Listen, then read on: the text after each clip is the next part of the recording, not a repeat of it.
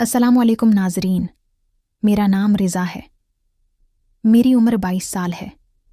मेरी फैमिली में टोटल 4 अफराद हैं। हम 2 भाई और अम्मी हो अबू मेरी एक बहन थी जिसकी शादी कर दी थी और वो आदाद कश्मीर में होती है। मेरा बड़ा भाई 30 साल का है और वह शादीशुदा है। उसका नाम सकलीन है। न मेरा भाई सकलीन हमसे अलहदा ही रहता है और अम्मी अबू के साथ मैं ही रहता हूँ। घर में हम टोटल 3 अफराद ही रहते हैं।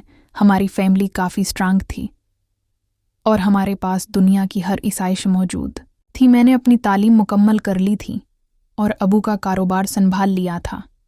मेरे अबू की कपड़े की दुकान थी और हमारा काफ़ी अच्छा काम चलता था। मेरे अबू अब काफ़ी बूढ़े हो चुके थे और उनसे काम काज नहीं होता था, इसलिए कपड़े की दुकानें मैंने संभाली थी। हमारी कपड़े की 3 दुकानें थीं। अम्मी अबू ने अभी तक मेरी शादी नहीं की थी और मैं बहुत अय्याश परस्त होता जा रहा था।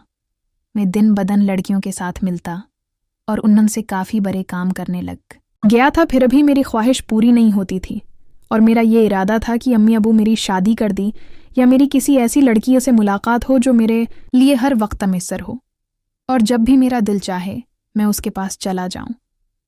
मेरी रहाइश लाहौर की है और लाहौर शहर में ही हमारी अपनी जगह थी। हमारे घर के साथ है हमारे पड़ोसी रहते थे। हमारे पड़ोस में आंटी नगत रहती थी। आंटी नगत की उम्र तकरीबन 30 साल थी।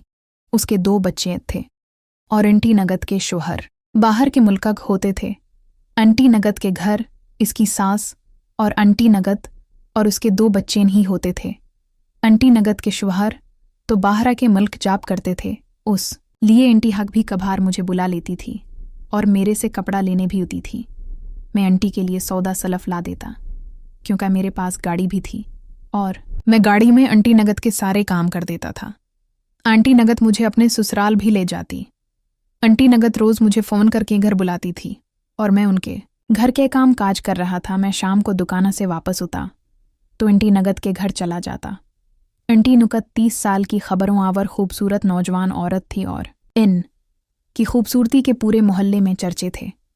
लेकिन आंटी नगत नहीं उज तक किसी भी मर्द को लुफ्ट नहीं करवाई थी और न ही वो किसी लड़के के साथ ऐसा ताल्लुक बनाती थी क्योंकि उनके शोहर बाहर थे और मैं बहुत परेशान था कि न जाने क्यों आंटी नगत मेरे अंदर इंटरेस्ट नहीं लेती और मुझे लुफ्ट नहीं करवाती। मैं ये भी सोचता था कि न जाने कौन आंटी नगत की ख्वाहिश को पूरा करता है क्योंकि उनके शोहर तो बाहर के मुल्क होते हैं, इसलिए उनकी ज़रूरियात कौन पूरी करता होगा। एक दिन हमें शाम को 10 बजे दुकान से वापस आया तो आंटी नगत ने फ़ोन किया था कि रिज़ा घर आकर मेरी बात सुन जाओ। मैं उस दिन आंटी नगत के पास चला गया तो उनकी सास बीमार थी। मैं उनको हॉस्पिटल ले गया था। उनकी नकद भी मेरे साथ ही थी। हम हॉस्पिटल चले गए थे और आंटी नगत की सास को वहाँ पर एडमिट करवा दिया था। अब वहाँ पर रहने के लिए मसला था। आंटी अंगाह तकीली नहीं रह सकती थी, इसलिए उन्होंने मुझे कहा था कि आज की रात तुम हॉस्पिटल में ही रख जाओ और हमें घर छोड़ो। मैंने अपनी गाड़ी स्टार्ट की थी और आंटी नगत को उसके घर छोड़ने चला गया था। रात 12 बजे का टाइम था और मैंने अपने घर भी बता दिया था कि मैं रात को हॉस्पिटल में रहूँगा।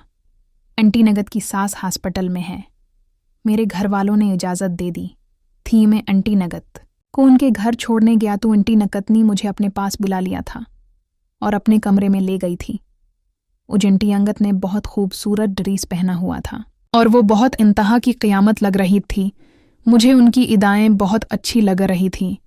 मैं आंटी नगत के पास चला गया था और आंटी नगत से फरमाइश कर दी थी कि अब बहुत खूबसूरत हैं। आंटी नगत कहने लगी थी कि तुम क्या चाहती हो। मैंने कहा था कि मैं आपके साथ वो प्यार करना चाहता हूँ। आंटी ने गद भी मान गई थी और मेरे साथ करने के लिए राज़ी हो गई थी। मैंने आंटी नगत की बैटरी में जब अपना चार्जर डाला तो मुझे काफ़ी मज़ा आया था। आंटी नगत की बैटरी बहुत तंग थी और मेरा चार्जर जब उसमें चला गया था तो मुझे काफ़ी सुकून मिलने लगा था। अब मैंने आंटी नगत से सुकून ले लिया था और हॉस्पिटल चला गया था। आंटी नगत की सास को 2 दिन बाद छुट्टी हो गई न थी। अब मेरा जब भी दिल करता मैं आंटी नगत के घर चला जाता था और उससे वह सुकून ले लेता था। इसी बहाने से आंटी नगत मेरे साथ करने लगी थी। नाजरीन, अगर आपको ये कहानी पसंद आई हो तो वीडियो को लाइक कर दें। बहुत बहुत शुक्रिया।